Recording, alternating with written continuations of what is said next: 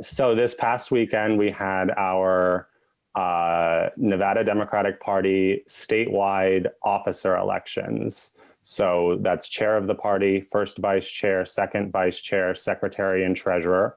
Those 5 officers sit on the state party executive board, which is composed of 14 additional at-large members allocated between Clark County, Washoe, and the rurals, as well as our DNC committee man and committee woman, and then the chairs of our 4 statewide caucuses, the Rural Caucus, the Young Dems, the Native American Caucus, and the newly ratified statewide Nevada Black Caucus. So there's 25 members. The 5 elections we had this weekend were limited to just those officer positions. So those elections kind of, for those different executive board seats happen at various times throughout the cycle. Those at-large members, those 14 at-large members were up for election over the summer at the state convention through that caucus to convention process, from that precinct to county to state level, ultimately to the DNC. And that's when we really started seeing the power of our organizing, when we contested, I believe, 12 out of those 14 at-large seats and won 11 of them. And then later in the summer, there was a special election for our second vice chair officer position, where we elected Dr. Zafar Iqbal, who was a 2020 Nevada Bernie State co-chair, as well as the founder of both the Nevada Muslims for Bernie organization, and since then has founded a chartered Muslim Democratic Club here in Clark County, one of our most engaged and progressive clubs. So he won in a landslide then, and that's when we knew if we stay organized, keep our foot on the gas, we can win these officer elections.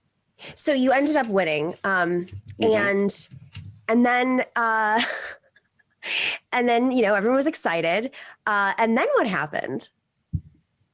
So you took over all the seats, by the way, right? All of the yeah. So we won outright 4 of the 5 seats live in that meeting. Dr. Iqbal, who was the only candidate running for re-election, the other 4 officers were all stepping down. 2 of them who had been in those roles for decades. So it's definitely no matter what happened, it was going to be a big leadership change. We won, again, 4 of those seats outright in that meeting. The treasurer's race initially, it was the closest of the 5 races. Wow. There was a 2-point margin coming out of that meeting with the other candidate ahead. But immediately following the adjournment of that meeting, our tellers committee met to canvass the results and certify them. And this is messy stuff. We're operating, remotely via Zoom. Our tellers committee had a very short window as people signed on to vet them to see if they were members or guests. Guests are permitted to attend. So what happened was, in that rush, there were a few folks that were both erroneously marked as guests who were members. Unfortunately, were kind of disenfranchised from a couple of these votes. In certain cases, it was corrected in time for later votes. But there were also a handful of folks who were guests who were erroneously marked as members and able to vote. And so when those votes were scrutinized and those ineligible votes were eliminated, the result of the treasurer race, all of the results shifted a little bit, a few less votes in each case. But in the treasurer's race, we went from preliminary results of 233 to 230, down to 233 to 231, down to 227 to 230. So we went from down 2 votes to up 3 votes. And the next day when the results were certified, all 5 of our candidates did indeed win and were assuming office. Okay, so then it gets really dramatic. All right, welcome back. Surprise, Akela. Akela Lacy is a politics reporter at The Intercept, and she actually just published a piece on this Nevada story. Keenan, Akela, I'm sure you guys know each other, so. We just met yesterday over the phone. How perfect is this? So this piece came out with Ryan Grimm and Akela. super interesting story. So we just kind of discussed the lead up to what happened. Like the vote happened, the progressives won, and I want to ask Keenan how the Democratic Party responded. So before the meeting on Saturday had even formally concluded, some folks were already speaking to the press here, leaking some information about imminent resignations of staff at the state party, information about money being transferred. I believe it was $450,000 from the state party bank account to the DSCC. We have a reporter here, John Ralston. I'm sure you're all familiar. We were talking about throwing chairs just a few minutes ago, who was, putting this information out on Twitter, fanning the flames between this intra-party divide that we have between the progressive wing and those who have been in power for a long time, which is nothing new to us here in Nevada. He's been doing that for a long time. But it, was certainly disappointing to see some of the immediate reactions from the party. But we were always operating under the premise that we should hope for the best, but prepare for the worst. I think ultimately we landed somewhere in the middle. Really? There was something worse than purging the party of its staff and all of its resources? We knew that our executive... We knew that our executive director was leaving, Alana Mounts. She's helped lead the party these past couple cycles. She had publicly announced that she would be stepping down as our executive director and moving into a role with the DNC. So we knew that there were going to be some staffing changes. There was never any intent to fire folks across the board, although there are rumors that folks said that. It's not true. So it's unfortunate that folks don't feel like they can work with us, but that's nothing new to us on the left. We've always known that we have to show people that we are professionals, that we know how to organize, that we're serious about winning. And the left is gaining experience and power and building infrastructure every day, cycle after cycle. There's more there, and we feel like we're really well poised to take the reins of the state party and raise the money we need to raise to win in 2022. Judith Whitmer, our new chair, said repeatedly on the campaign trail she's not willing to concede a single seat, and we intend to make good on that. We know that for a lot of people, they're going to need to see us succeed before they'll believe we're able to do it. And that's exactly what we intend to do. Akela, what did you discover when you were covering the story in terms of like the relationship between DSA, for instance, and the part? I mean, this is just such an amazing dynamic to see how DSA got like as involved as, and I know Keenan was involved in that, but what did you discover, Akela? So, I mean, it's obviously like this is a tension that has been brewing for, back before like 2016. I mean, as Keenan has alluded to, and a lot of the kind of critics of the new party chair, Judith Whitmer, and some of the other candidates on the slate, when we were talking to them, we're sort of saying, taking the line that these people had been kind of upstarts in this sphere for a long time, weren't making things easy for anyone in the Democratic Party, hadn't been, I'm paraphrasing kind of what people said to us, hadn't been working to build relationships with other people, sort of all of these things about reasons that they didn't want to work with this new party, or this new slate of candidates, which is ironic. And I mean, we get at this in the story. Like, I think this anecdote sort of encapsulates the situation pretty well, that the DSA slate ran as the progressive slate and the establishment slate ran as the progressive unity slate, sort of pushing this angle that like, oh no, they're the people who are making problems. Like they're the people that are causing issues. Like we're the ones who actually want to keep the party together, when in reality, they were trying to consolidate their power to keep people out of this system. So, I mean, I think that is really key. The other thing that I think is even more interesting, like we talk about, covering politics in DC and covering this, like, it's not that abnormal per se to expect staffers to clear out or to have some turnover with a new executive director of the party. But the fact that they took severance and that they emptied the party's bank accounts and funneled them to out-of-state consultants and also to the TSCC. I mean, you can't write a better story than that. Like, it's very, very clear what their intention was, which was to sort of decimate the infrastructure and leave people with kind of no resources in their toolbox to move on. And so, I mean, that's really what came through when we were talking about this, and just very clear that, there was a lot of animosity here, and people, I mean, the other interesting aspect that I want to bring out, and that I think we included in the piece, is that Senator Cortez Masto asked Judith to drop out of the race and approached her opponent about running.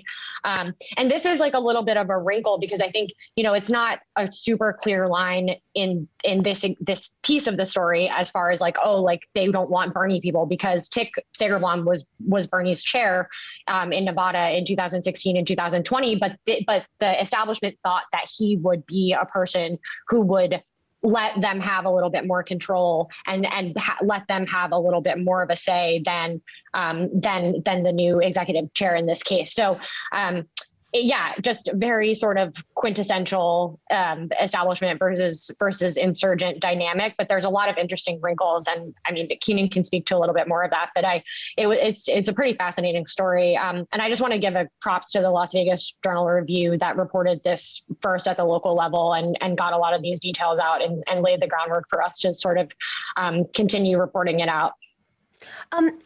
Which I'm just being who I am, I'm curious, which were the consultants that, do you guys know who they gave the money to, and what are their Twitter handles? John Ralston, I think there's a screenshot of it somewhere floating around that I can try and dig up while we're on here, but I don't have the names off the top of my head. Maybe someone else might. My understanding is mostly money was transferred to the DSCC. How is that even? Obvious. That's not legal, guys. You have to that's like goes against DNC rules. You can't just do that. Okay, sorry.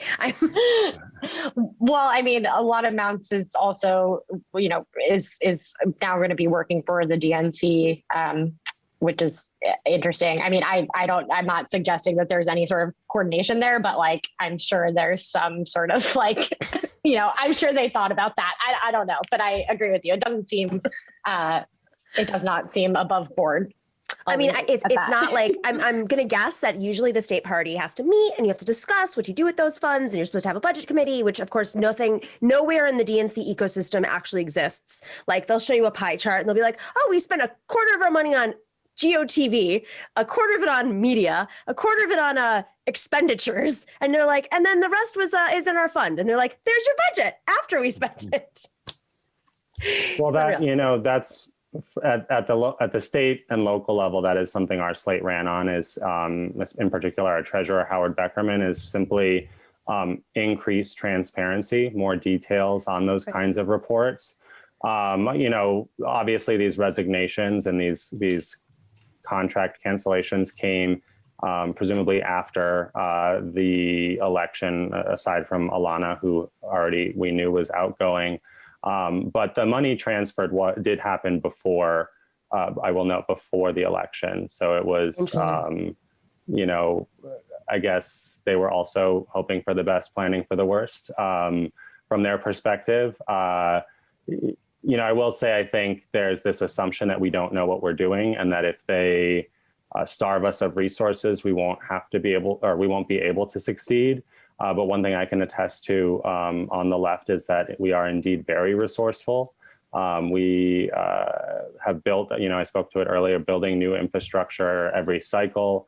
There are incredible folks on the left who do small dollar fundraising, high dollar fundraising from individuals who do incredible outreach, digital outreach. But it shouldn't be on, the burden should be on you. I mean, like, this is the crazy thing to me, is like, the DNC, remember the 50 state strategy? Like, remember how like the DNC is supposed to support state parties? Remember all this stuff? And it's like, I mean, with all due respect, that you guys are resourceful and you're smart, but it shouldn't be on you. I mean, that's how you lose like 1,000 seats. Like you starve your party. It is on us now because we control the party, and they can, you know, they can take $500,000 away. But the bottom line is, from Jamie Harrison. Say, Jamie. Well, you know, you left us out to dry. The bottom line is that we have to raise 20 times that, if not more, you know, over this next 2-year cycle to be competitive and win. And we knew that going into this. We fully intend to. And for what it's worth, the media around this, I don't think John Ralston was anticipating that this would actually work in our favor the way he reported it. I think he's one of these people who assumes that we are absolutely hapless. But the response, you know, from Akela's article, other reporting on this, you know, nationwide has been incredible. I think there's an incredible amount of excitement out there. And whether we're starting $500,000 in the hole or whether that money comes back when they realize that we are serious and capable of winning, it's a huge motivating factor. And folks are already from all across the country reaching out to us and the new officers wondering how they can donate. So if I could make a plug how can people donate if you've got some money to help them survive? It's very simple. Just visit nvdems.com/2022. That will take you to Act Blue. You can make a contribution there. We've been raising thousands and thousands of dollars already from small dollar donors in the short time that we have been in control. And you know, I think there's always going to be bad feelings coming out of elections, whether they're, you know, for public office or intra-party. And, you know, folks that lose are not going to be happy about that. And there was not, you know, immediate olive branches coming out. You know, some of the details were disappointing to see. But, you know, I think folks have kind of sobered up a little bit and they realize, like we do, what's at stake in 2022. And so we have seen a great deal of cooperation from Alana and the outgoing officers, and that's what's been able to help us, you know, move swiftly and efficiently in this transition to get all this up and running, so that we can fundraise and that we can specifically, I think, capitalize on an extraordinary amount of excitement nationally from the progressive base, from, you know, the socialist left, who I think folks are excited across the board. I think a lot of folks are floored, quite frankly, that, you know, we've at least for us here in Nevada answered this question that's been plaguing the left when we engage in electoral work as to whether or not the Democratic Party can or cannot be taken over. I think we've answered that it can be. I think the second part of that is it worth it? And we absolutely intend to show that it is. So. Keenan, awesome work. Go check it out. We got the website there. We'll put it in the info section. Thanks for joining us today, Keenan. We're going to stick around. Thank you so much. Keep up the amazing work. Keep us updated. Thanks for watching and listening to The Nomiki Show. But remember to click like and subscribe on YouTube, and please share on social media. If you're not already a patron, please join us for as low as $5 a month on patreon.com/The Nomiki Show for early and special content. That investment makes a huge difference. We are not corporate media raking in the dough. It's really you guys that are keeping us going. So please consider being a patron. And to our current patrons, thank you so much. We are incredibly grateful to you. We also now have swag. So check us out on thenomikishow.com to get your mugs, your totes, and your stickers.